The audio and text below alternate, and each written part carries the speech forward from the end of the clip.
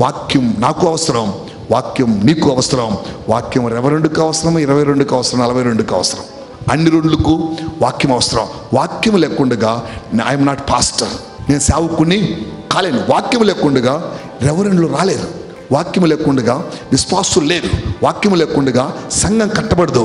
వాక్యం లేకుండగా ప్రార్థనకు సమాధానం రాదు. వాక్యం లేకుండగా విశ్వాసానికి విలువ లేదు. వాక్యం లేకుండగా నీ సహవాసానికి విలువ లేదు. వాక్యం లేకుండగా అస్సలు నువ్వు లేవు.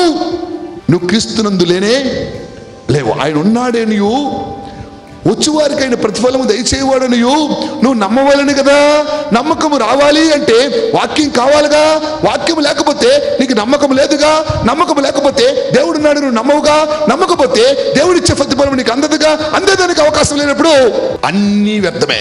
దయచేసి వాక్యాన్ని పట్టుకుందాం గట్టిగా. వాక్యానికి మాత్రమే విలువిస్తూ మన బ్రతుకును విశ్వాసముతో నోవాహు వలె, అబ్రహాం వలె